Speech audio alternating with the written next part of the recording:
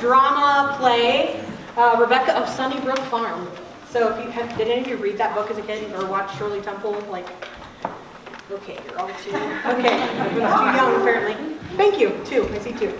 Okay, the kids auditioned in December for this play, and then they got their books right before Christmas, and they started to memorize, and we met the last week of January for our first rehearsal back at Co-op, and everybody had their lines memorized the first day, which was not your norm. I mean, honestly, some kids come in sometimes without their lines memorized and think they'll wing it at the last minute. So it was a blessing. The kids were excited to be in it. They all worked really hard.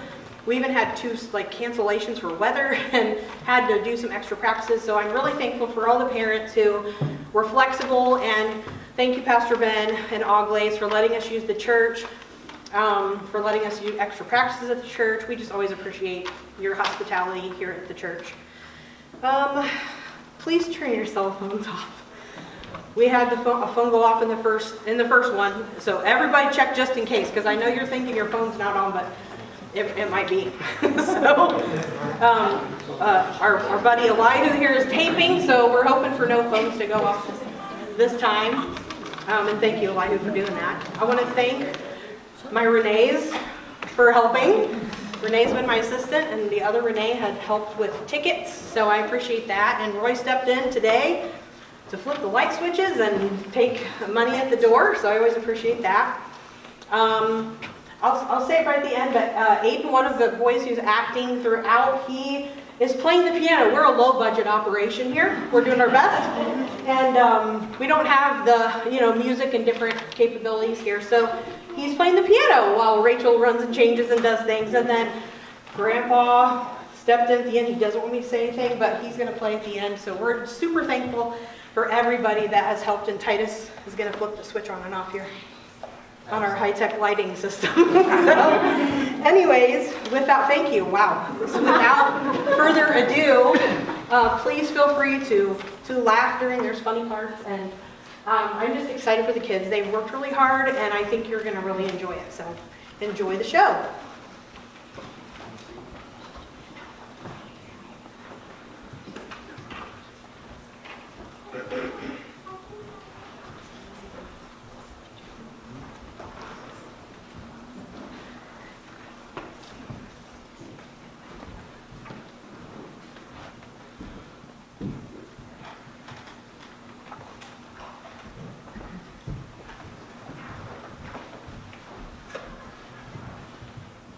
Her eyes as stars of twilight fair, like twilight too her dusky hair, but all things else about her drawn from Maytime and the cheerful dawn, a dancing shape and image gay, to haunt, to startle, and waylay. The day was hot. Mr. Jeremiah Cobb drove the mail coach. Yeah. There was one passenger in the coach. I'm Rebecca, and for now, I'm 14. When Mr. Cobb was about to leave the post office in Mapleton that morning, a woman accosted him. I'm the girl's mother, and I want her taken to my sisters in Riverboro, Miranda and Jane Sawyer. Sometimes that old devil, money, makes us send our children where it is. Know those Sawyers as well as if I made them. Well, keep an eye on her. She's all mischief. Goodbye, Mother, and don't worry, I've remembered my nightgown. Goodness! Child, I told you not to discuss nightgowns in the presence of men folk. Well, it's a journey, Mother, and the way you know it's a journey is when you carry a nightgown. Yeah. Sir? Sir? What say? Does it cost more to ride up with you? I'm rattled around till I'm both black and blue. Whoa. No extra charge. Yeah. Oh, this is better. I hope we've a long way to go. 2 hours and a jot more. A good sun today. I'll have to stick up your parasol. Oh, it fades the pink awfully. It was given me by a painter lady. Brothers and sisters? Hannah, the oldest. I come next. Then John, Jenny, Mark, Fanny, and the littlest Myra. A large herd. Enormous. I've done nothing all my life but put babies to bed and pick them up in the morning. Too much work on a farm to be forever changing diapers. The boys always do the splendid things, and the girls the nasty ones. What's your folks' name? My father was born a mountain Randall, not a farm Randall. Mother says he wouldn't have died except he's such bad luck. You at schooling? Some. I'll have more with Aunt Miranda. 2 years I've been to the seminary. Mother says I'd better teach. Our home place is Sunnybrook Farm. I've been by it. Better have your lunch, girl. I don't eat nothing till Milltown. Big place. If your Aunt Miranda will let you, I'll let you come down when the stage ain't full. Splendid! It's like having a fairy godmother. Did you ever read Cinderella or The Enchanted Frog? Not those particular ones. I never thought I'd be afraid to leave Sunnybrook. But I guess I am. Going to Aunt Miranda's is like going down to the cellar in the dark. Is there a main street in Aunt Miranda's village? Nothing like that. I'd be proud to arrive down Main Street. I saw the circus parade once, and at the very end was a gold chariot and a lady all dressed in satin spangles. Well, I'll drive her fast. You stick up that parasol, and we'll make those town folks stare. Hyah! Whoa, how'd we do? Real good, and I thank you. You won't forget about Milltown? I will not. Goodbye, Miss Rebecca. Goodbye, Sir Jeremiah.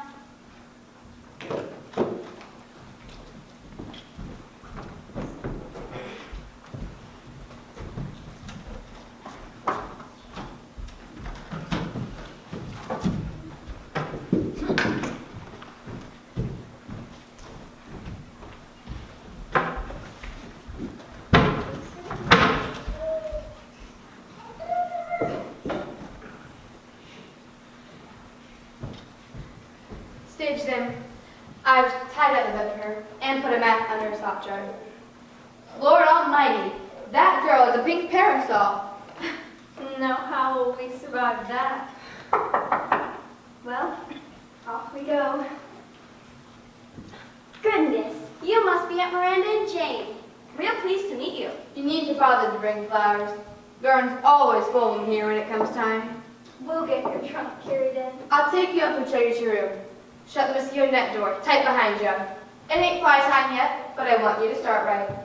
Lay your parasol in the entry closet. Oh, do you mind if I keep it in my room? Please, it always seems safer. There aren't any thieves hereabouts, and were there, I doubt they'd be after your parasol. When you've washed your face and hands and brushed your hair, come on down.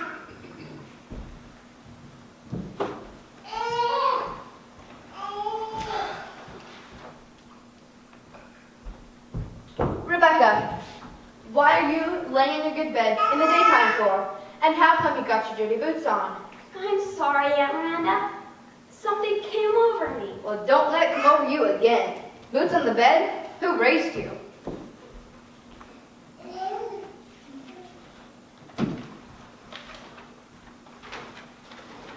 Dear Mother, I arrived, tumbled but whole. The brick house is just as you said, and the parlor is splendid.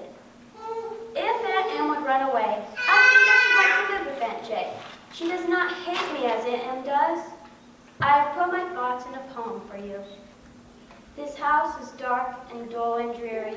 No light doth shine from far or near, nor ever could. And those of us who live herein are most as dead as seraphim, though not so good.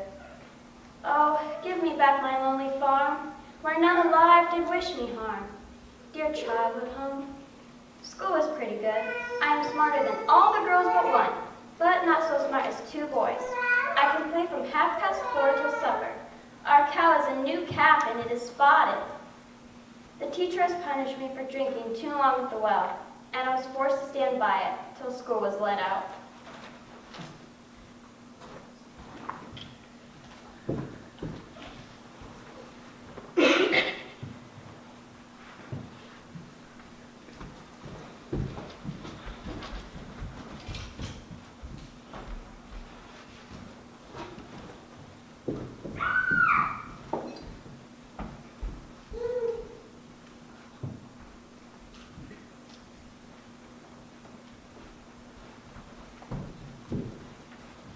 Now, Rebecca, I'm afraid I punished you more than I meant. I hadn't missed a question the whole day, and I don't think I should be shamed just for drinking water in class. Well, you have a hold on the others, Rebecca. Whatever you do, they all do. So you must be careful. Now, let's hear a conjugation. I might have been glad. Thou mightst have been glad. He, she, or it might have been glad. And can an it be glad? Why not? Because it is neutral gender. Give me another example of the subjunctive, and that should do for this afternoon. If I had not loved salt and mackerel, I should not have been thirsty. If you hadst loved me truly, thou wouldst not stood me in the corner. If Samuel had not loved wickedness, he would not have followed me to the water pail. And if Rebecca had loved the rules of school, she would have controlled her thirst. Tomorrow, Rogue, we meet again.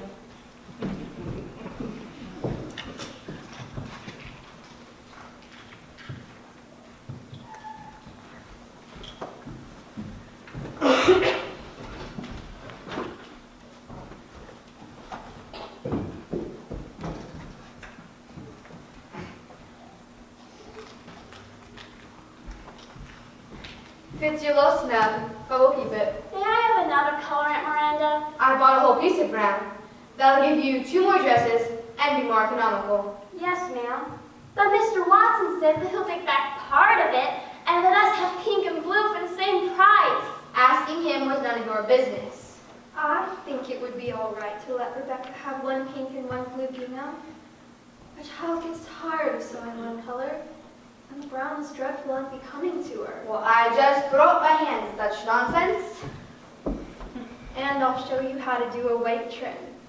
It'll make good fancy work for you, as Aunt Miranda doesn't like to see your book reading every night of the week. Oh, thank you. $100 worth, Aunt Jane. Now, May I go and play? scoot.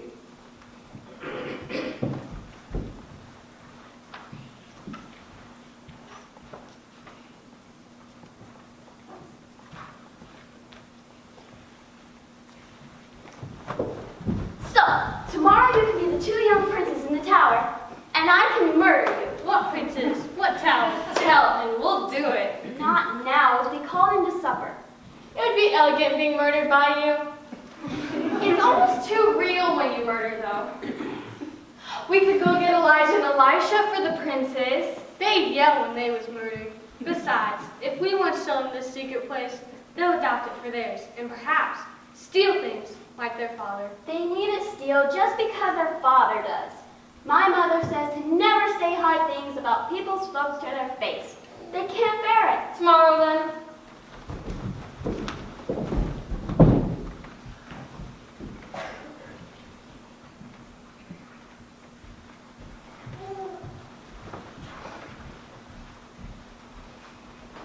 Friday afternoon at the schoolhouse was always the time chosen for dialogues, songs, and recitations. Rebecca, with her poetry and daring, had infused a new spirit into these terrible afternoons. She had taught Elijah and Elisha Simpson 3 comic verses, which they recited with relish, read a song for the whole class, and taught Emma a sort of tap dance. She drew an American flag waving in the wind on the blackboard that even Mr. Dearborn praised. Everyone was agog.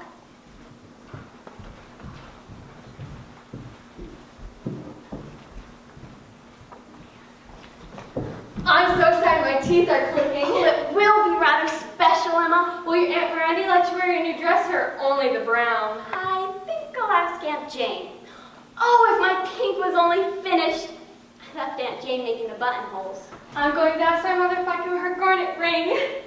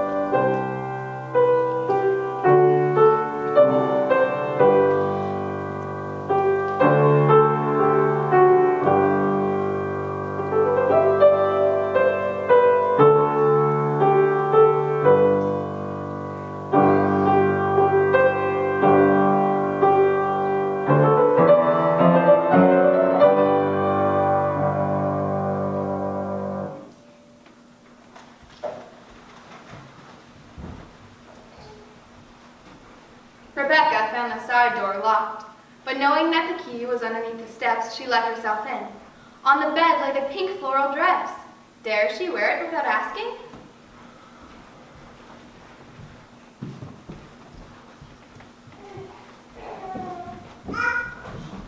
I'll wear it.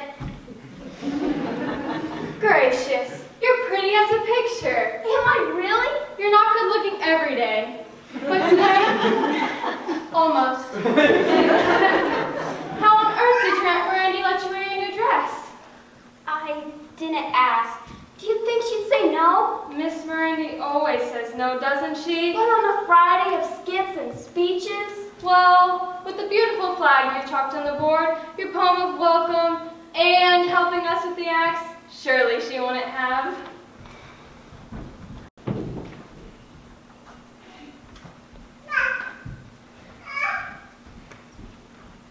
After such a reception, Rebecca felt she would never be the same again, or have any sense of belonging to the human family, until she entered the side yard and saw her Aunt Miranda.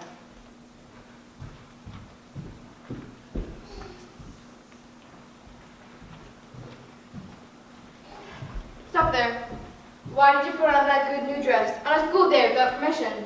I had intended to ask, but you weren't home, so I couldn't. You did no such thing. You put it on because he was left alone, though you knew well enough I would not have let you. If I had been certain, I wouldn't have done it. But I wasn't certain, and it was worth risking. Was it now? I thought you might if you knew we were having an exhibition at school. Exhibition? You are an exhibition enough by yourself. And with that parasol. Well, the parasol might have been a mistake, but it's the only time in my whole life where I had anything to match it. I remember my dress on my Aunt Miranda. It's the craftiness and underhandedness of your actions that's the worst. It seems as if Satan possessed you. You went up the front stairs to your room, though you didn't hide your tracks. For you dropped your handkerchief on the way up. You left the screen out of the window for the biting flies to come in, and you left the side door unlocked, so anybody could come in and stolen what they liked. Oh, I'm sorry. So sorry, Aunt Miranda. I was lost in a kind of wonder. And believe you me, so am I. It's no good crying over spilt milk. An ounce of good behavior is worth a pound of repentance. Seems like you make trouble just to put us out. I'm at a loss of patience with you.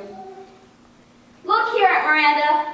I'll be good as I know how to be, but I won't be starved and humiliated. Don't dare answer me back, girl. Upstairs, into your nightgown, and go to bed. There'll be crackers and milk outside your door. I'm glad I said what I did. I dare say you are. But all the same, Rebecca, it wasn't good manners, and it wasn't good religion.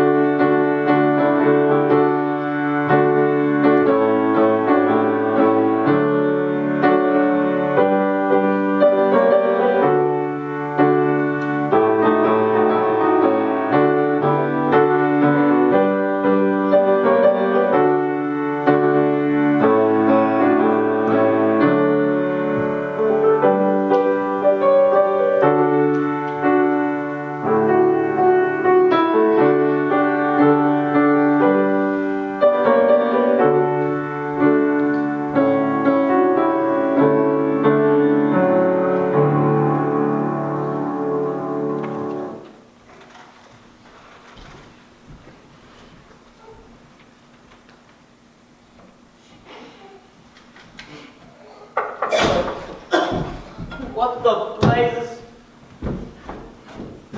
Please, may I come in, Mr. Cobb? Well, I'll vow. It's my lady passenger. Well, you're wet as sops. Draw up to the stove. Dry yourself front and back. Oh, Mr. Cobb, I've run away from the brick house, and I want to go back to the farm. Will you take me? Don't you fret a mite. I suppose your mother will be terrible glad to see you back again. She won't like it that I ran away, I suppose. She was thinking of your schooling, sending you down here maybe. But land! You could go to school in Temperance, sure. There's only 2 months school now in Temperance. Be nice for you to be all together at the farm. I'll make Hannah come here in my place. If they'll have her. Seems Aunt Miranda, she can hold a grudge. Oh, say, I saw Mr. Dearborn, your teacher, and he said you were the best scholar he has. Said he could teach school from sun up to sundown if they was all like you. Did he say that? I'll study the covers right off the books now. It's just a devilment you gotta give it all up because of Aunt Miranda. Too late now. Miranda, she's terrible to get on with. But she took you in and done for you. And maybe it's just your job to kind of pay it off with good behavior. Aunt Jane, she's easier, ain't she? Oh, good and kind as can be. But she can't stand up for me against Aunt Miranda. Well, she'll be real sorry to find you've gone away. Shower's over. Be a nice day to be driving you upriver. I believe I'll stay here, Mr. Cobb. Catch me some bricks without throwing them back. I'm going back now while I have the courage. Well, now, that's a real surprise. Oh, say, I'll bug you over. Front door won't be locked, will it? Not this time of night. Not till Aunt Miranda goes to bed. But what if she hasn't? Then we'll have to face it out together. Now come on, and don't forget your bundle.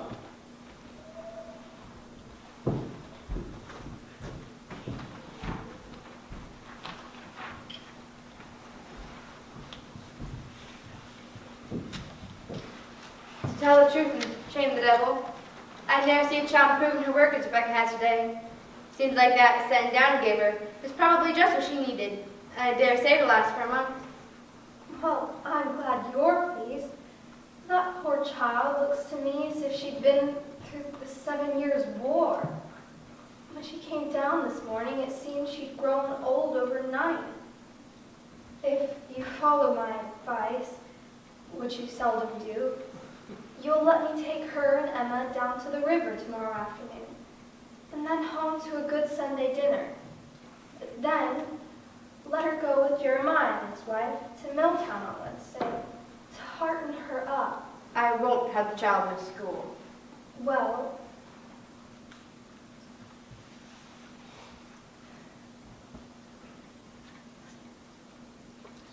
it's a holiday, as Mr. Dearborn's going home to his sister's wedding. I'll think on it.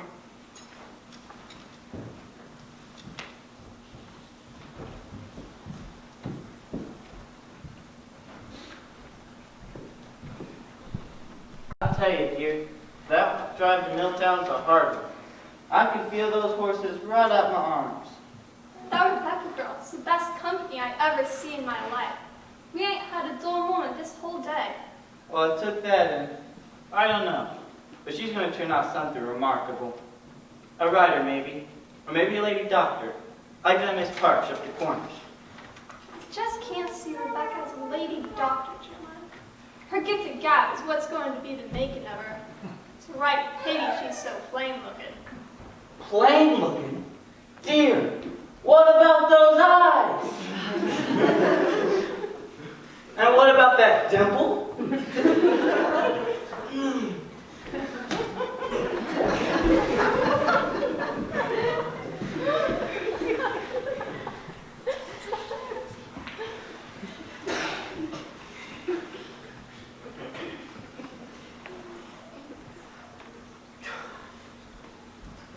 Now, girl, I do not want to be told that you've been taking the Lord's name in vain. But I wasn't. I didn't. When we went to Milltown, we took in this play called Uncle Tom's Cabin.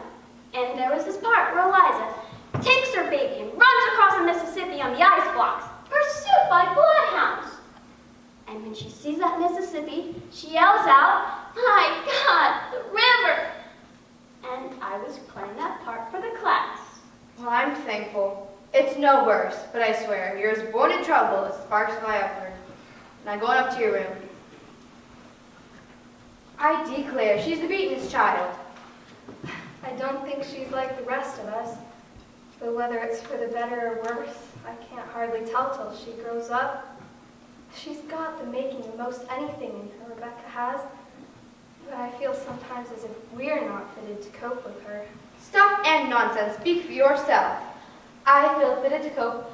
Any child ever was born in the world. I know you do, Randy, but that don't make it so.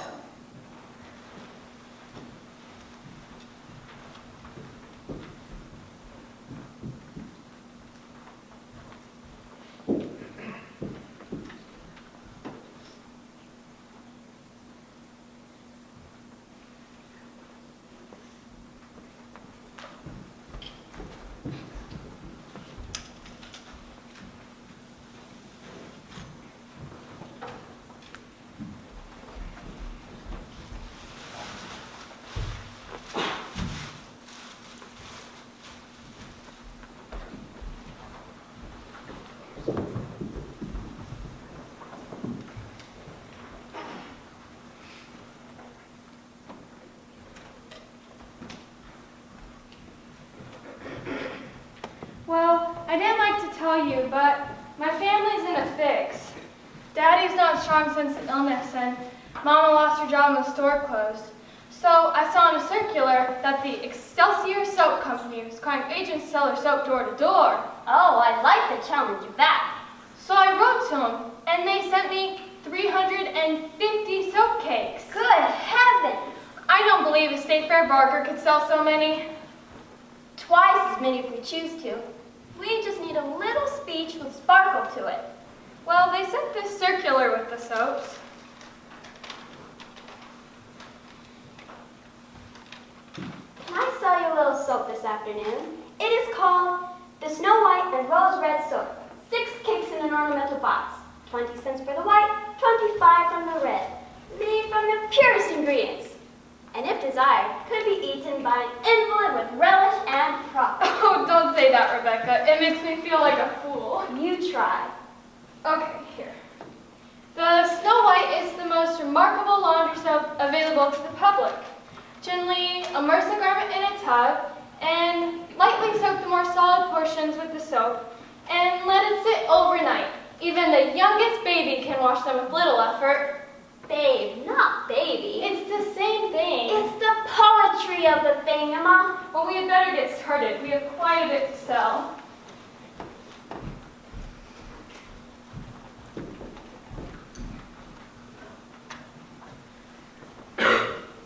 It's your turn, Rebecca, and I'm glad of it, for I haven't stopped trembling from the last place yet.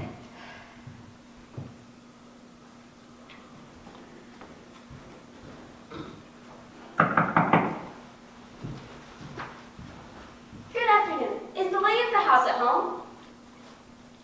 I am the lady of the house at present. What can I do for you? Well, have you ever heard of... Would you like some... Do you need any soap?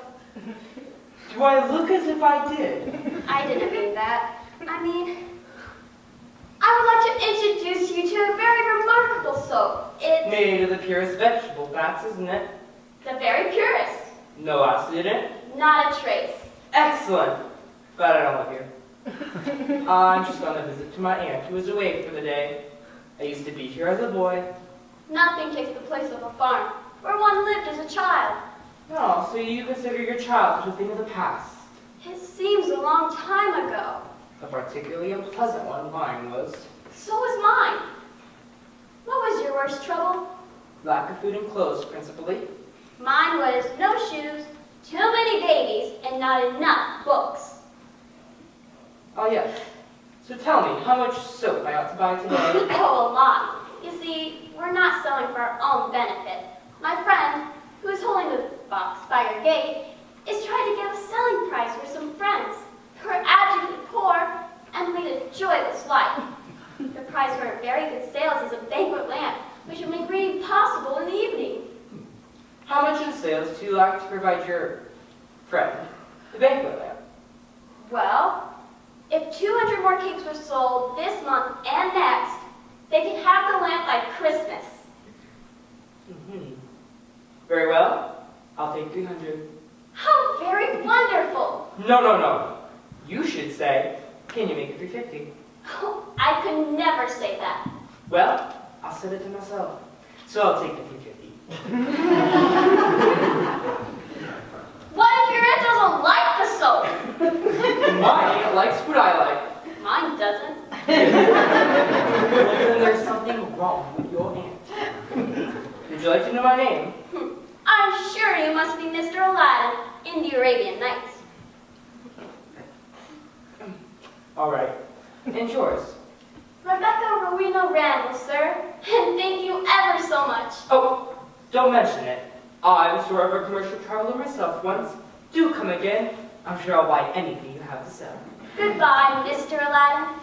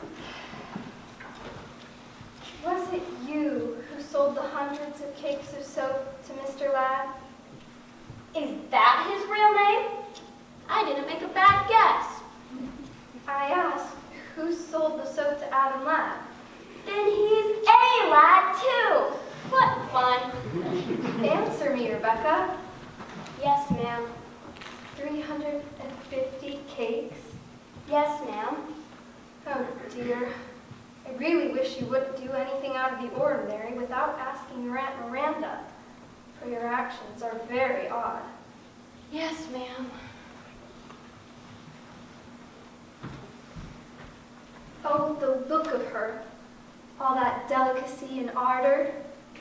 I fear you are one of the souls by nature pitched too high, by suffering plunged too low. You can see that lamp's glow even here. That's just how you look, Rebecca, as if you did have a lamp burning inside of you. I am fearful for you sometimes, child.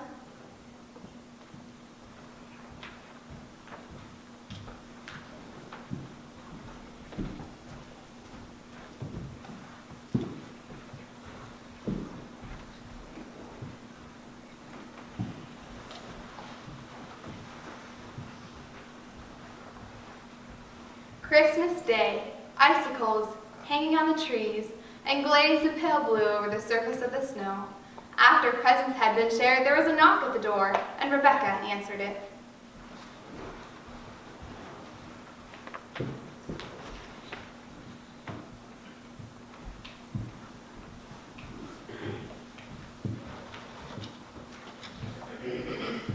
It's a present. It must be. But I can't think of who it could be from. A good way to find out would be to open it.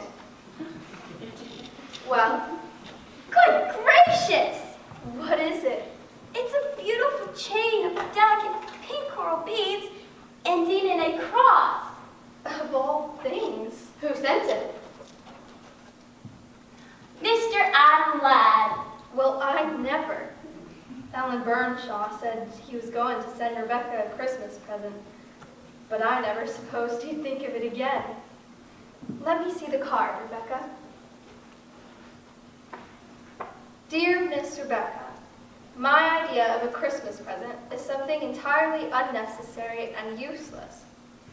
You must wear your chain this afternoon, for I'm coming over in my new sleigh to take you and Emma for a ride. Sincerely, your friend, Adam Ladd.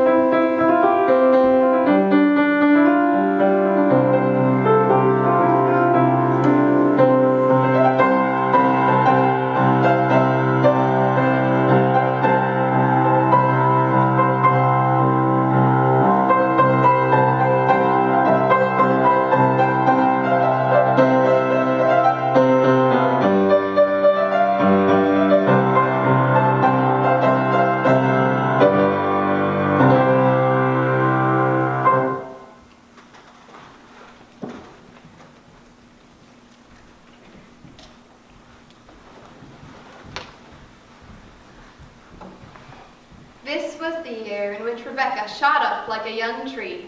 She grew as she did other things, with a fierce energy. Rebecca took a trip back to Sunnybrook Farm. It all seemed quite strange to her now. It was no longer hers.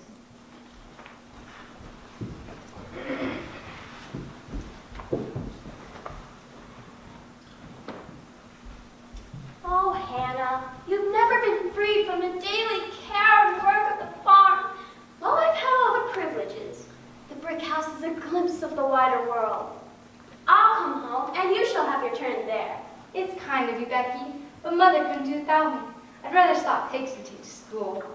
Don't ask, but there is someone. And I love this place. I'm home.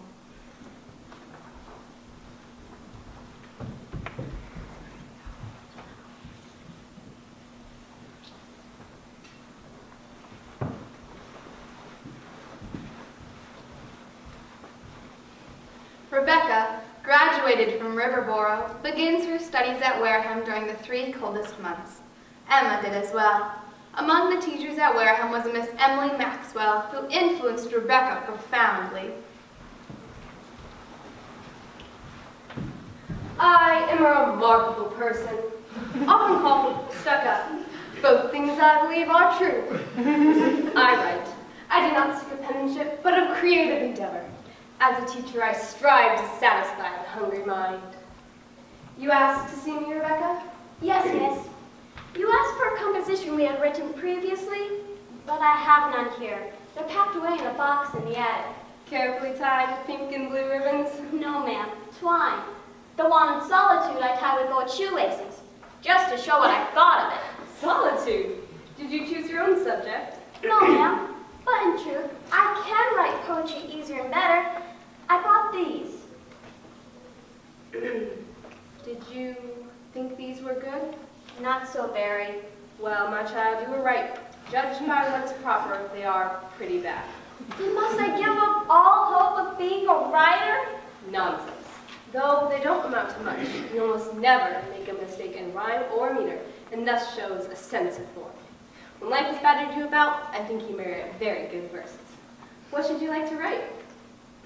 I like heiresses very much. Of course, I've never seen one. But interesting things are always happening in heiresses, especially the golden-haired kind. And what shall your heiress's name be?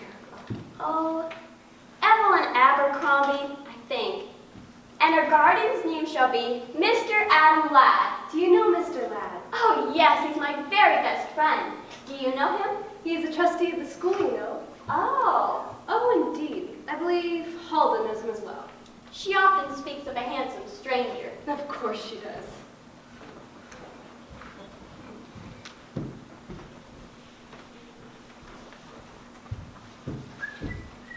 Mr. Larren! Oh, I knew you were here to wear him, but I had no hope of seeing you. Do you mean the rich blacksmith's daughter whose name I can never remember? Indeed, she is my roommate. It seems funny for you to be a school trustee. I can't seem to make it fit. I accepted trusteeship in memory of my mother, whose last happy years were spent here. Would you care to see her, Miss Rebecca? Please. She will be very pleased to meet you. What a sweet flower of a face. A flower that bore all sorts of storms. The bitter weather of the world, in fact. Now that success, money, and power, it is too late. For she died for lack of love and care. She is happy in the photo. I wish she could have been kept so. You are a comforting person, Rebecca. I must go. Don't give me up, Aladdin. I promise you, I won't. Rebecca, don't form yourself on others, Rebecca. Clover blossoms that grow in the field by Sunnybrook mustn't be tied in the same bouquet with gaudy sunflowers, for the clover blossoms will outshine them.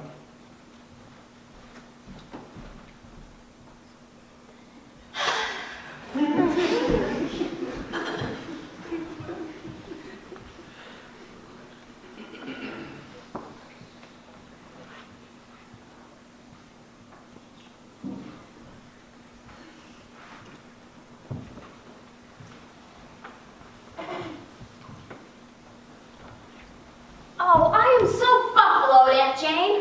It seems as if Aunt Miranda will scold me to the end of time.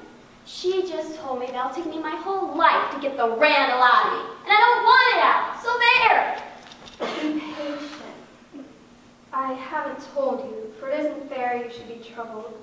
You're studying so hard and doing such great things, but your Aunt Miranda isn't well. She's beginning to have fainting spells. To me, it seems she's failing. It makes her fretful, for I'm sure she's frightened. Oh, poor Miranda. I have thought only of myself. She has other troubles, too. What sort of troubles? Never say I told, but almost all our savings she invested in the business of a friend. It returned a regular annual income of $100, which might seem a trifling matter, but it makes the difference from comfort and self-denial for two old spinsters. Now, the firm is bankrupt, and Aunt Miranda feels responsible, which harms her health, I fear. Why? Why don't I hold my tongue?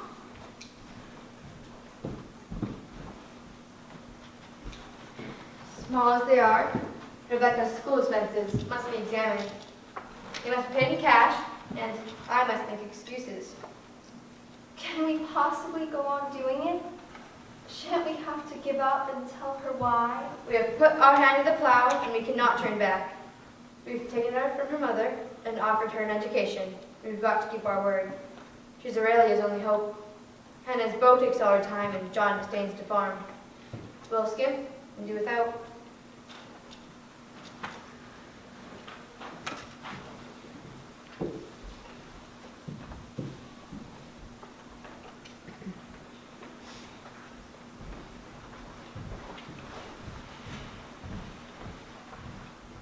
There was no concealing the state of things at Sunnybrook. The potato crop had failed. There were no apples to speak of, and the hay was poor. The only bright spot was Hannah's engagement to Will Melville, a young farmer whose land joined Sunnybrook. Hannah's radiant prospects were such that she hardly realized her mother's anxieties. For there are natures which flourish in adversity and deteriorate when exposed to sudden prosperity. Meanwhile, at Wareham,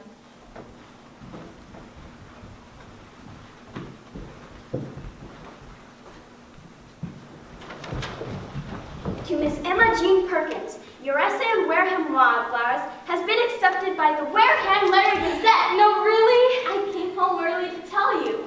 Oh, Rebecca, if anything should ever happen to me, I ask you solemnly to carry that issue of the Gazette with me. Solemnly promise. Shall you one day become a writer or an editor? I shall have to do what turns up first, I suppose. You'd be a very wonderful missionary traveling the world. I'm not good enough in the first place, and I don't feel a call. It makes no sense to go thousands of miles away, teaching people how to live, when I haven't learned myself.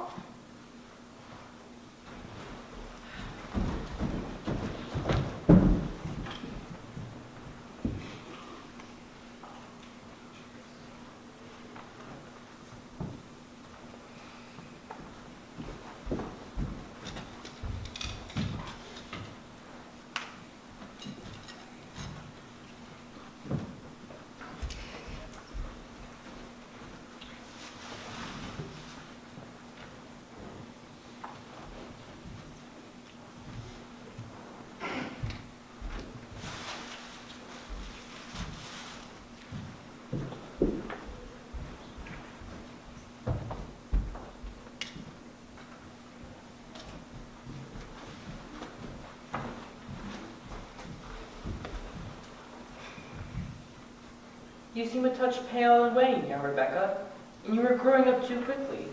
If you don't like me to grow old, why don't you grow young? Then we can meet halfway.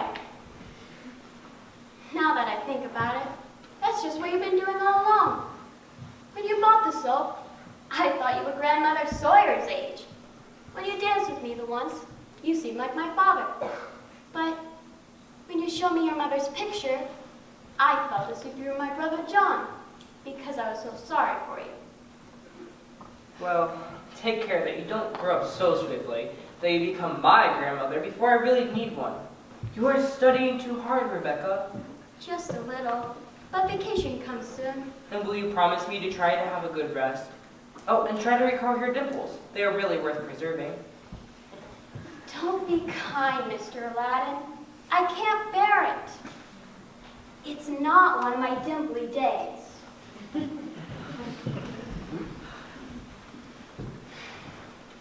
Mrs. Maxwell, does it strike you that our friend Rebecca looks wretchedly tired?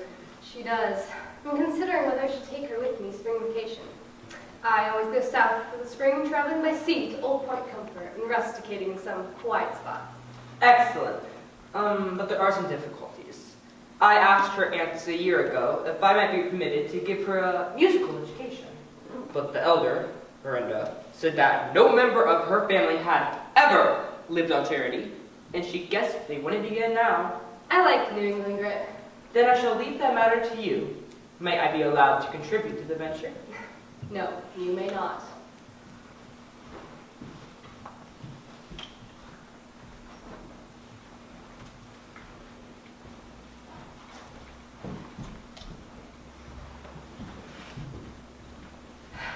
Oh, thank you for this glorious trip, Miss Maxwell. I've never seen the glowing ocean and the tender sunset meet at the horizon before. It is very good, is it not, our turbulent soul? I am so afraid I shall never get an education. enough to make a good writer. Rather, be afraid that you won't understand human nature, that you may lack sympathy and thus never be able to read a heart, that your faculty for expression may not keep pace with your ideas. These are more important to a writer than the knowledge found in books. My turbulent spirit thanks you.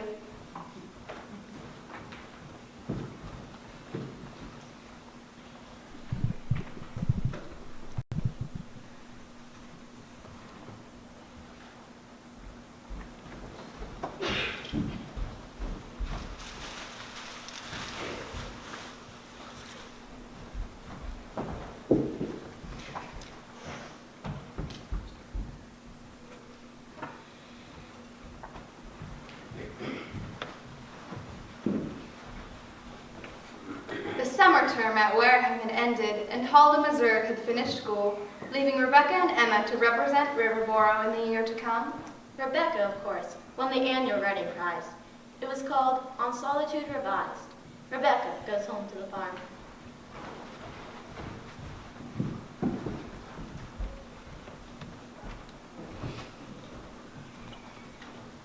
Well, Rebecca's mother had better be taken in sewing and washing is all I can say. Next thing she knows, her mortgage on the property will be foreclosed. There'll be no roof over the Randalls' heads. Rebecca gave the prize money she got for her right to pay the interest on that mortgage. You notice she stays right to home, and she's more close-mouthed than she ever would. It was Adam Ladd offered that prize, and I think he intended Rebecca should have it. I don't think he's the marrying type, if that's your intention. There's men that would marry once a year if their wives would just die fast enough.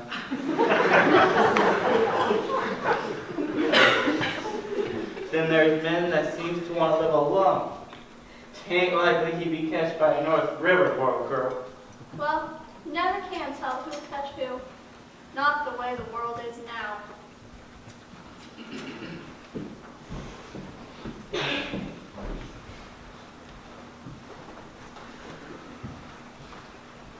A year had elapsed since Adam Ladd's prize had been discussed over the tea in Riverboro. At length, the great day dawned, and Rebecca's school days were done.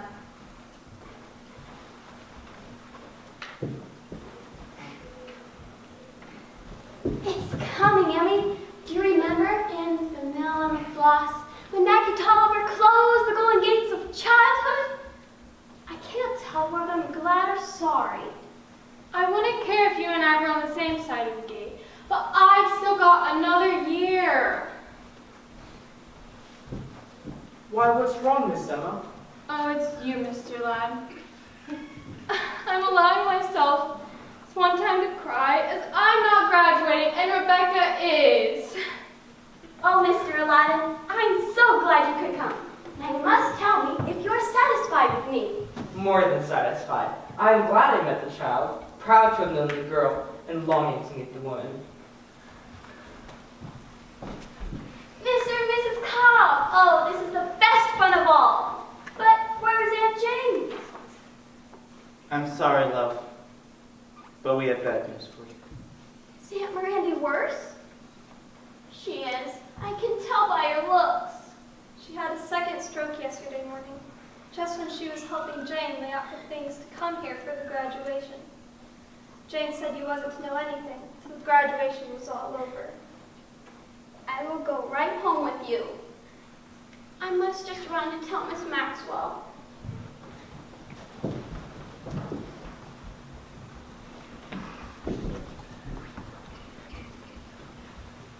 Despite all, I believe happier days will dawn for Rebecca.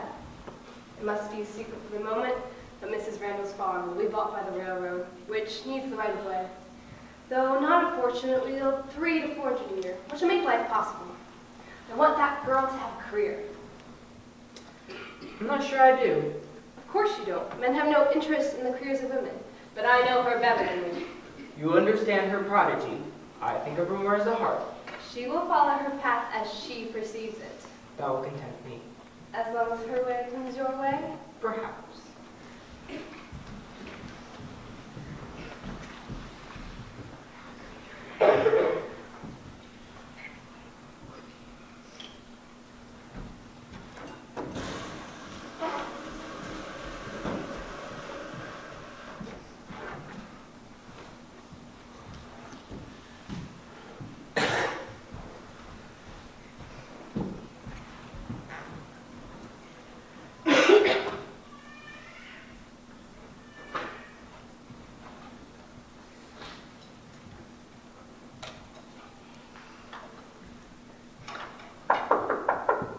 Come in. I ain't dead yet.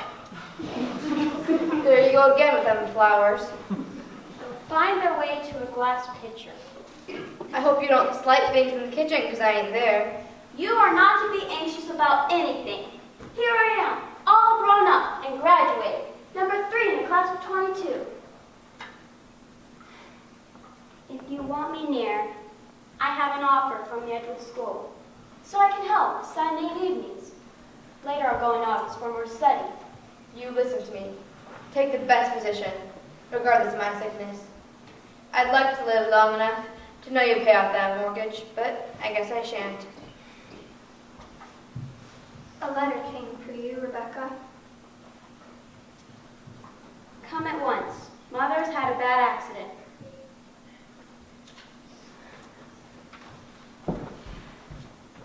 Don't tell Rebecca that I built the brick house. She won't get it till I'm gone, and it won't take my time about dying. You shall live here as long as you care to. I will not have the first man Rebecca picks up for a husband turn you out of doors. Now, if you'll take me to our room, I'll get us over to sleep.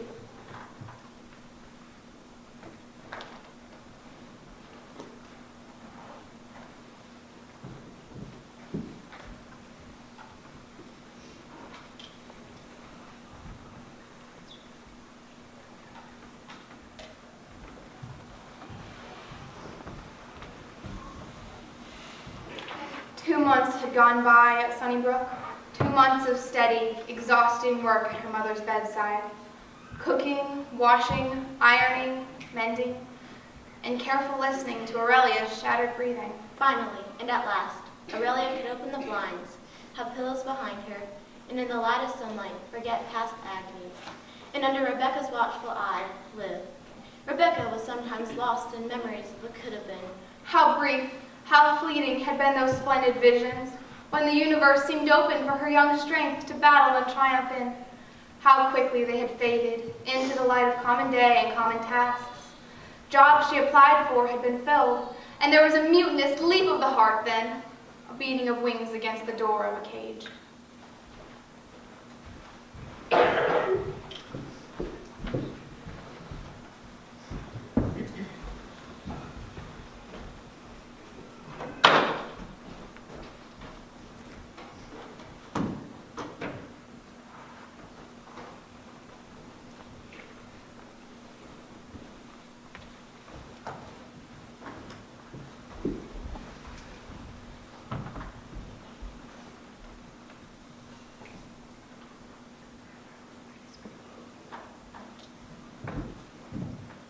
Pull up your socks, young woman. Shake yourself. You are mistress of this poor domain. Planning, governing, deciding. You bring order out of chaos and implant gaiety in the place of resignation. You minister, and that is not only enough, but a great plenty. Even harnessed to the heaviest plow, you have youth on your side and the green earth on your feet. Let your fancies mount on powerful wings, rest themselves, and feel renewed strengths. The commonplace is, in fact, the poetry you long for. Now sweep. I can't bear it. Here I lie stuck in this chair, interfering with everything you want to do. It's all wasted. All my saving and doing without, all your hard study, all Miranda's outlay, everything we thought was going to be the making of you. Mother, no. Don't talk so. Don't think so. I'm only a little past 17. This person with flour on her nose and hardened hands is only the beginnings of me. Remember the young tree we transplanted? In the cold winter, it didn't grow a bit, nor show of anything of all we did for it. But come to spring, it made up for lost time. Don't go and believe my day is over, for it hasn't begun. New leaves, Mother! There's hope everywhere! You can put a brave face on it, but you can't deceive me. You've lost your place, and you never see your friends. You're nothing but a drudge. Well, I guess I do look rather like a drudge. But it's only a disguise. Useful. Before I ascend my throne. I only hope you won't have to wait too long for your thrones and kingdoms, Rebecca, so I can have a sight of them. but life looks very hard and rough to me right now. Your Aunt Miranda could bought the brick house, and me and other here at the farm, and you tied hand and foot to both. Oh, you've forgotten. My mother, it's enough joy just to be in the world on a day like this. To have the chance of seeing, feeling, doing, becoming. Remember 18, Mother? Wasn't it good just to be alive? I was never alive as you are, never in this world. To be alive makes up for everything. There ought to be fears in my heart, but there aren't. Now stop frowning and enjoy me.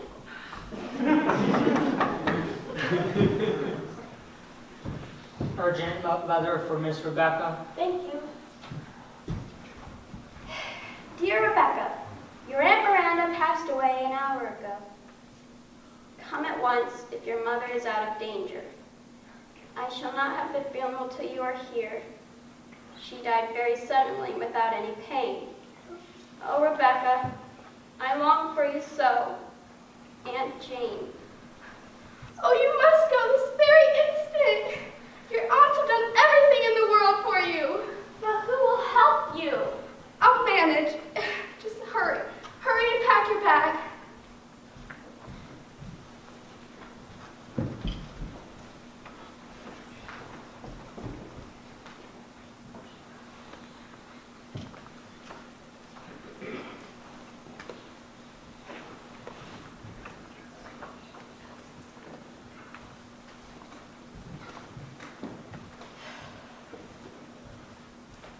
I'm saying goodbye to Sunnybrook and the golden gates that almost swung together that last day in Wareham will close forever now. Goodbye, dear hills and meadows. You are going to see life too, so I must be hopeful. Goodbye. Oh, there you are. I've been waiting by the station office for you. How kind you are. I did not expect you. I always want to see you. You have a very serious expression. Perhaps you need send for the genie. Look here, I brought you a new copy of Aladdin, for you have doubtless worn the words from the other pages. Thank you. My Aunt Miranda has passed away. Oh, Rebecca, I'm so sorry. Here I am blathering on, and you look exhausted. Come, I'll take you to the brick house. I need your strength, Adam. You have it. Come.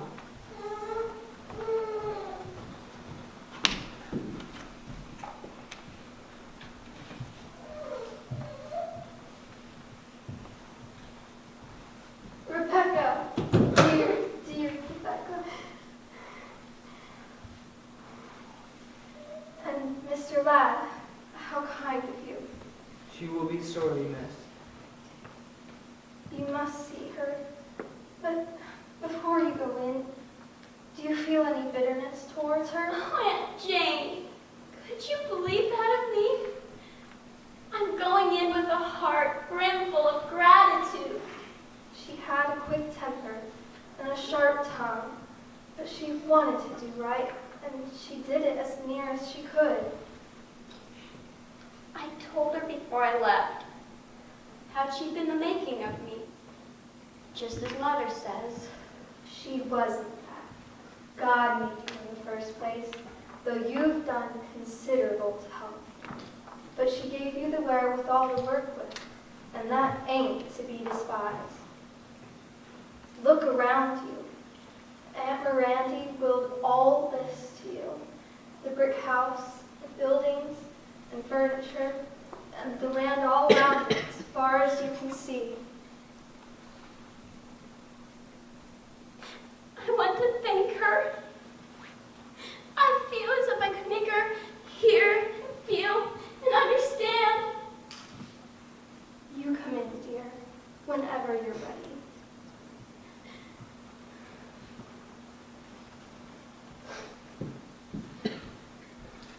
It is a generosity beyond belief. It is a generosity based in her respect. I must go in now. Rebecca, when the stars align and you are ready, I have an important question to ask you. when the stars are aligned. Do you know what it might be? I dare say that I might, Mr. Aladdin. Till then. Yes, till then. Did I even know before this moment all I feel for her?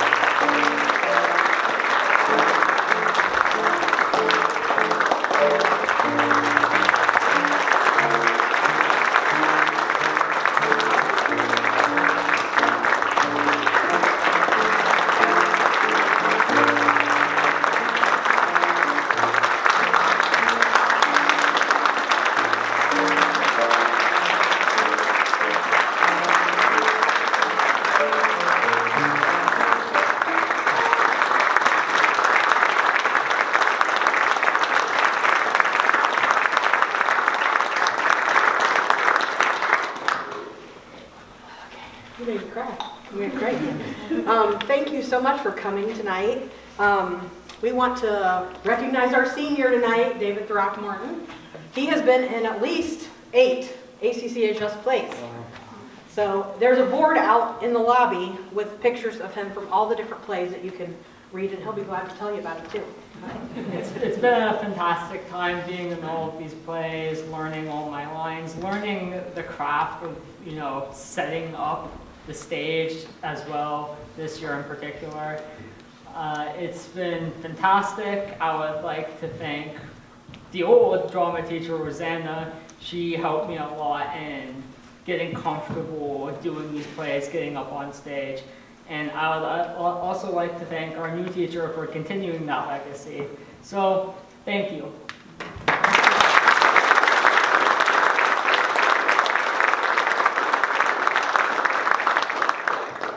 Like he said, he stepped into a new role this year too, of stage manager and helping me with that, which I super appreciate.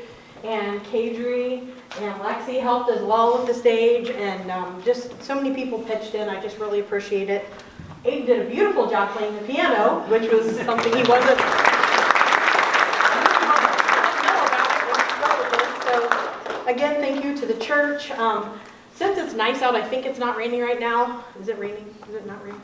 I don't think it is. The kids are going to go down and stand kind of outside if it's not raining, so you can walk down there and talk to them all and hug them all, unless you don't hug, and then tell them what a good job they did. But I just appreciate all of them so much. We had such a good time together, and I'm excited already for next year.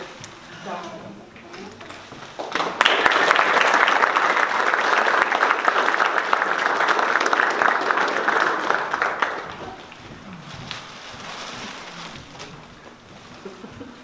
Thank you. Thank you very much for coming.